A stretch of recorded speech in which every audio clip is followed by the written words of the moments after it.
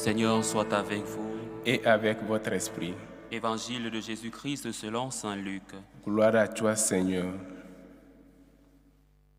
En ce temps-là, comme Jésus enseignait dans le temple, levant les yeux, il vit les gens riches qui mettaient leur offrande dans le trésor.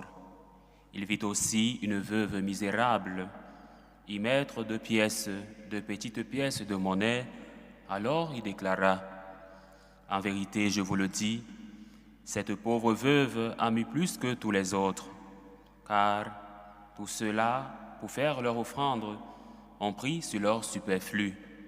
Mais elle a pris sur son indigence. Elle a mis tout ce qu'elle avait pour vivre. Acclamons la parole de Dieu. Louange à toi, Seigneur Jésus. Bien-aimés de Dieu, un jour après la célébration du Christ roi de l'univers, l'Église, notre mère, nous donne de méditer sur l'évangile de saint Luc, qui nous offre un récit éclatant, un récit d'une valeur théologique importante sur l'humilité et le don de soi. Nous découvrons dans cet évangile une scène poignante où Jésus observe une veuve dont les deux petites pièces de monnaie, bien que modestes, symbolisent un don d'une immense grandeur, d'une immense valeur spirituelle. Ce geste de la veuve pour nous aujourd'hui nous rappelle que la véritable mesure de nos dons n'est pas dans le montant, mais dans l'amour et l'intention qui les accompagne.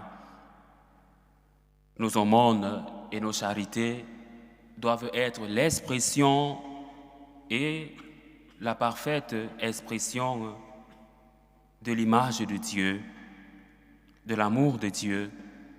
Et saint Augustin, justement, disait que la mesure de l'amour, c'est d'aimer sans mesure. La mesure de l'amour est d'aimer sans mesure. Nous devons comprendre que notre générosité, notre charité ne doit pas être intéressée, mais notre générosité doit être un don de soi, se donner soi-même, c'est-à-dire se dépouiller de tout pour le Christ, par gratitude envers le Christ. Et en connaissant cet évangile avec la première lecture que nous avons écoutée, celle de l'Apocalypse, où les élus portent le nom du Christ et de son Père sur leur front, nous sommes invités à réfléchir à notre identité chrétienne. Cette inscription ne parle pas seulement de l'appartenance, mais elle souligne notre mission, notre propre mission de vivre un amour authentique et désintéressé, comme cette veuve de l'Évangile. Nous sommes appelés à nous interroger, nous aussi, aujourd'hui. Notre charité est-elle véritablement motivée par notre foi en Jésus-Christ? Donnons-nous par gratitude, ou nos actes de générosité sont-ils parfois teintés d'intérêts personnels? Nous devons nous interroger aujourd'hui, chers bien-aimés en Christ. Parfois, nous faisons de l'aumône, mais notre monde est intéressé.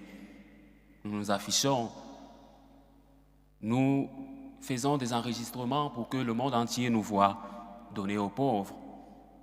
Non, notre véritable charité doit être désintéressée. Elle doit avoir une motivation pour toi, Jésus, par gratitude envers toi. Et ainsi, nous saurons l'importance de ce dont te parle le psaume aujourd'hui. Ce psaume qui nous exhorte à chercher la face de Dieu.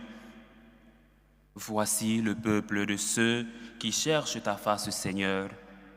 Notre générosité nous ouvrira les portes de la face du Seigneur. Une générosité qui ouvre au don total de soi. Cette quête de la présence divine doit être au cœur de notre pratique religieuse. Chercher la face de Dieu, mais aussi être attentif aux besoins des autres, comme la veuve qui, dans sa pauvreté, dans son indigence, donne tout ce qu'elle a tout, sans en exclure rien. Elle donne tout ce qu'elle a.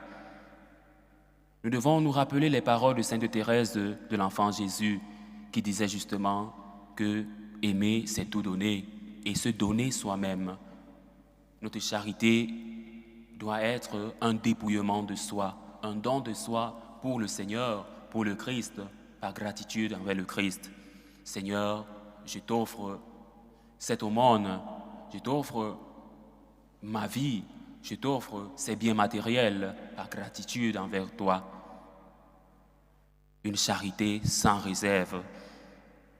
Et Sainte Thérèse de Calcutta disait, il faut donner jusqu'à ce que ça fasse mal. Oui, c'est là où réside le don de soi. Le don de soi réside dans la douleur. Et Jésus nous l'a prouvé sur la croix. Il s'est donné jusqu'à la mort.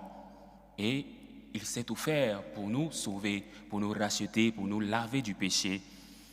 Aimer et se donner soi-même, comme Sainte Thérèse le disait. Est-ce que notre charité est un don de soi? Nous dépouillons-nous de tout ce qui nous éloigne du Christ? Voilà la question que nous devons nous poser aujourd'hui, bien-aimés de Dieu. Un évangile très pratique qui nous interroge. Tous les jours, nous sommes dans les églises. Tous les jours, nous faisons des aumônes dans les orphelinats. Nous faisons des aumônes aux personnes dépourvues de biens matériels.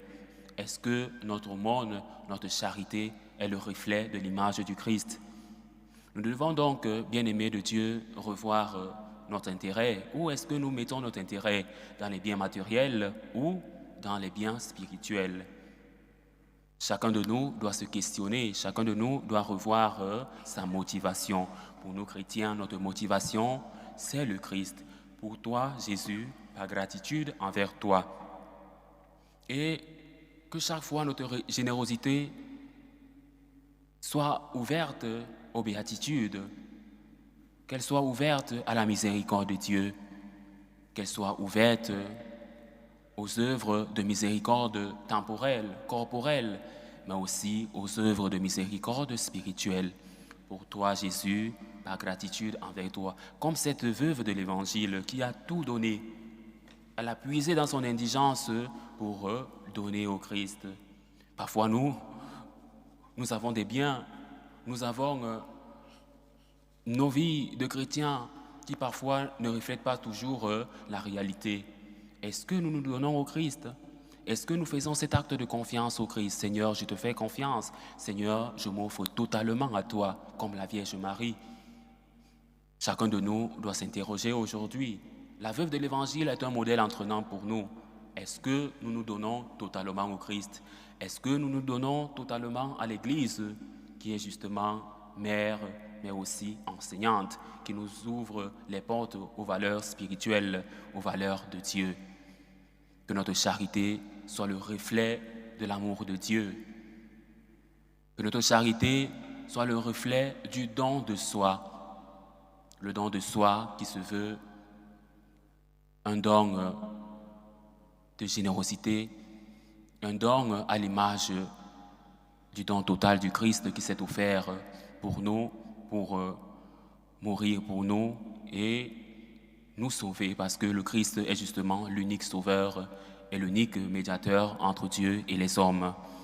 Nous allons prier aujourd'hui, nous allons demander la grâce à Dieu par l'intermédiaire de Jésus-Christ, son Fils bien-aimé, qui nous aide à revoir nos intérêts. Où est-ce que nous mettons nos intérêts? Dans les biens matériels ou dans les biens spirituels? Nous ferons comme Josué dans l'Ancien Testament. Il convient pour nous de dire « Moi et ma maison décidons de servir l'Éternel ». Oui, bien-aimés de Dieu, il est plus urgent aujourd'hui pour nous de prendre Jésus comme le paradigme, comme le paroxysme de tout bien. Pour toi, Jésus, par gratitude envers toi, que notre générosité soit plus inventive, qu'elle soit le reflet de l'amour de Dieu et de l'amour du prochain. Ainsi soit-il.